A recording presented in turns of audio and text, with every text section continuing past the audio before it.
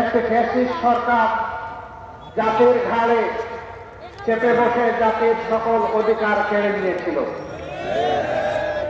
দেশকে কার্যত শ্মশান কিংবা গুরুস্থানে পরিণত করেছিল। ওরা মাঝে মাঝে বলতো এই দেশে নাকি অনাবিল শান্তি বিরাজ করছে। আমি ওদের আমলে চিৎকার দিয়ে বলতাম, হ্যাঁ, শান্তি তোমরা স্থাপন করেছে কবরস্থানের শান্তি। কারণ কবরস্থানে কোনো জীবিত মানুষ থাকে না, এই জন্য তাদের হাসি কান্না শোনা যায় না। বাংলাদেশকে তোমরা সমস্ত অধিকার হরণ করে, মানুষের সমস্ত অধিকার হত্যা করে সেই রকমই তোমরা গুরুস্থানে পরিণত করেছো, এই জন্য এখানে হাসি এবং কান্না শোনা যায় না। এই 15.5 বছর তারা খুনের রাজ্য কায়েম করেছিল।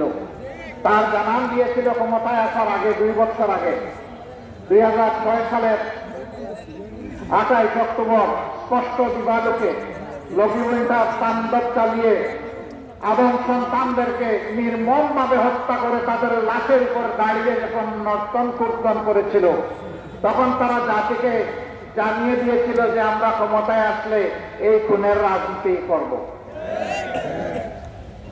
আমরা সেদিন আমাদের বুকের কান্না বাংলাদেশের জনগণের কাছে হয়তো বা পৌঁছাতে পারিনি। বহু কায়দা করে মহিন শহরে একটি জঘন্য সরকারের হাত ধরে পিছনের দরজায় বোঝাপড়া করে নির্বাচনী ইঞ্জিনিয়ারিং করে তারা 2008 সালের 29 ডিসেম্বর যে নির্বাচন হয়েছিল, সেই নির্বাচনে তারা জয়লাভ করেছিল। 9 সালের 10 জানুয়ারি থেকে ক্ষমতায় বসেই সেই খুনের নেশা বাস্তবায়নের কর্মসূচি তার হাতে নেই।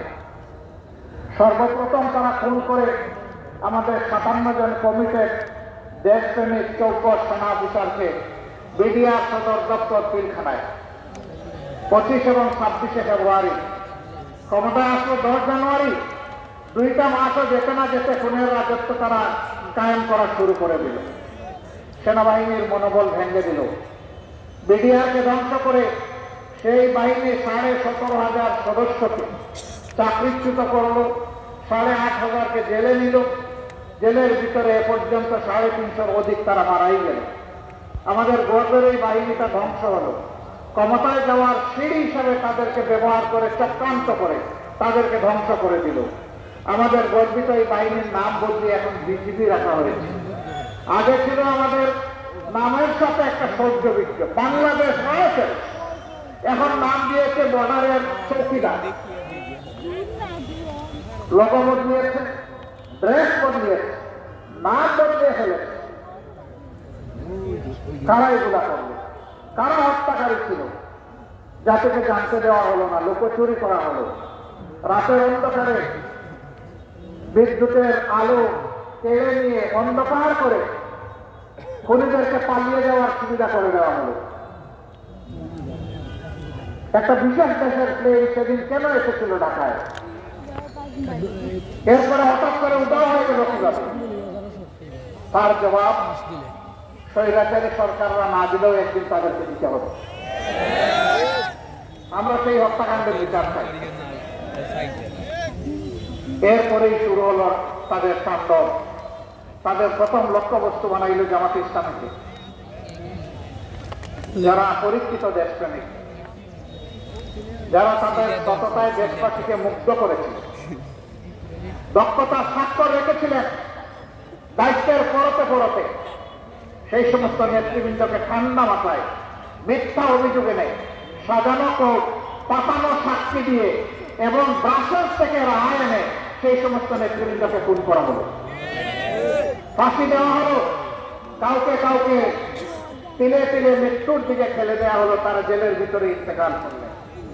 আল্লাহ তাআলা তাদের সকলকে মর্যাদাবান শহীদ হিসাবে কবুল করুন। আমরা তখন আমাদের বন্ধু সমস্ত রাজনৈতিক সংগঠনকে বলেছিলাম, এটি জামাতের উপর আঘাত নয়, এটি বাংলাদেশের স্বাধীনতা সার্বভৌমত্বের উপর আঘাত। স্বাধীনতা সার্বভৌমত্বের এই বিশাল দেয়াল ভেঙে দিলে বাকি সবাই দেশে যাবেন, কেউ করতে পারবে। আমাদের পাশে দাঁড়ান, প্রেসিডেন্টকে সম্মিলিতভাবে আমরা মোকাবেলা করি।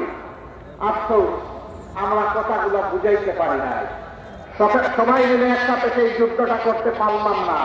তারপরে ইতিহাস আপনাদের সামনে পরিষ্কার, তারা কাউকে ছাড়লো না, এক এক করে সবাইকে ধরলো, বিএনপিকে ধরলো, হেফাজতকে ধরলো, আলিমুল্লাহকে ধরলো, অন্যান্য দলকে ধরলো, কাউকেই তারা ছাড় দিল না।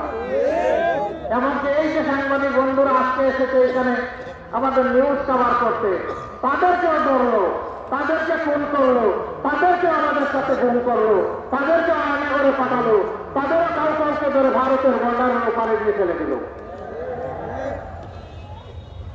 এইভাবে সারাটা দেশকে তারা নরকে পরিণত করেছে।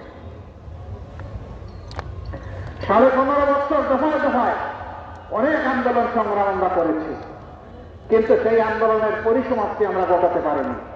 স্বৈরাচারকে আমরা তাড়াতে পারিনি, ওদেরকে বিদায় করতে পারিনি। আমি গর্বিত আমাদের সন্তানেরা সেই কাজটি পেরেছে। আমি আমাদের সন্তানদেরকে ভালোবাসা উপহার দিচ্ছি, শ্রদ্ধা জ্ঞাপন করছি, কৃতজ্ঞতা জানাচ্ছি, জাতির পক্ষ থেকে তাদেরকে সেলিউট জানাচ্ছি। আল্লাহ তাআলার সাহায্যে তারা একটা অসাহিত্যকে সাধন করেছে। এরকম সন্তান পেয়ে জাতি গর্বিত। ইনশাআল্লাহ আগামীর বাংলাদেশ আমরা তাদের হাতে তুলে দেব ইনশাআল্লাহ।